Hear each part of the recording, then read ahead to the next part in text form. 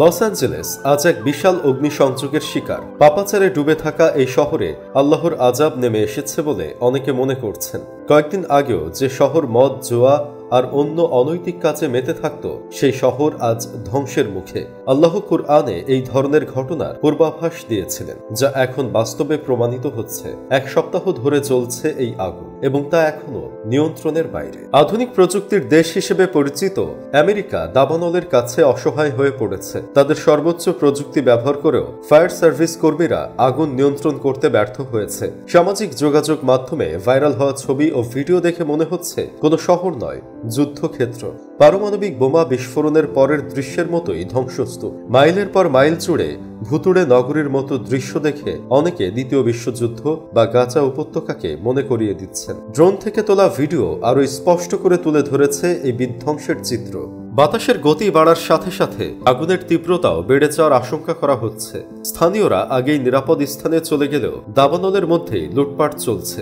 দুর্ঘটনার সুযোগে লস অ্যাঞ্জেলেসে লুটপাটের ঘটনা বেড়েছে। $2 লাখ বেশি মূল্যের সম্পত্তি লুট করার অভিযোগে 10 জনকে গ্রেফতার করা হয়েছে। গত কয়েকদিনে মোট 49 জনকে লুটপাটের অভিযোগে আটক করা হয়েছে। অপরাধীদের কয়েক বছরের কারাদণ্ড হতে পারে বলে কর্মকর্তারা জানিয়েছেন। লুটপাট ও চুরির ঘটনা বেড়ে যাওয়ায় স্থানীয় প্রশাসন আরো কঠোর হচ্ছে। আক্রান্ত এলাকায় জরুরি অবস্থা জারি করে জনসাধারণকে সরিয়ে নেওয়া হয়েছে। কারফিউ ভাঙলে হাজার হাজার ডলার জরিমানা করা হবে। আল্লাহ মানুষকে সৃষ্টির সেরা জীব করেছেন, কিন্তু মানুষ যখন আল্লাহর আদেশ ভুলে যায় তখন এ ধরনের শাস্তি পায়। আল্লাহ তাআলা অতিশয় দয়ালু হলেও পাপের শাস্তি থেকে কাউকে ছাড় দেন না। তিনি বারবার মানুষকে সুযোগ দেন, কিন্তু সীমা অতিক্রম করলে তার শাস্তি অবধারিত। নমরুদ, আদ, সামুদ, বনি ইসরাইল সবাই তার ক্রোধের শিকার হয়েছে। নমরুদ নিজেকে ঈশ্বর দাবি করেছিল, আদ সামুদরা সীমাহীন পাপাচার করেছিল, আর বনি ইসরাইলরা আল্লাহর নিয়ামত ভুলে গিয়েছিল। কুরআনের এই ঘটনাগুলো আমাদেরকে সতর্ক করে যে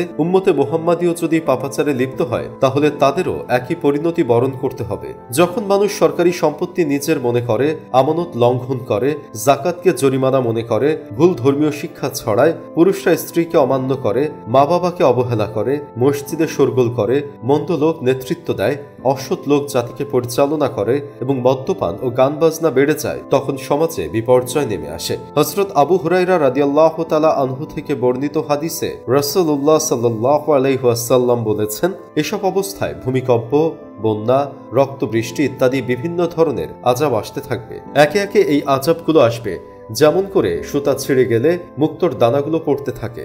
শহরটিতে দাবানলের আরেকটি বড় কারণ বলা হচ্ছে সমকামিতাকে। লস অ্যাঞ্জেলেসে সম্প্রতি সমকামিতার প্রবণতা ব্যাপকভাবে বৃদ্ধি পেয়েছে।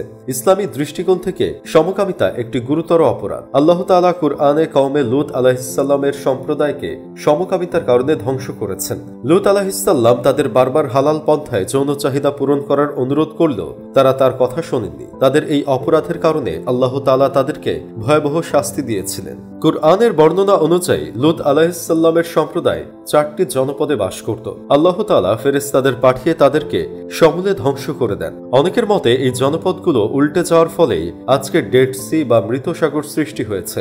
মৃত সাগর পৃথিবীর সর্বনিম্ন স্থান হিসেবে পরিচিত।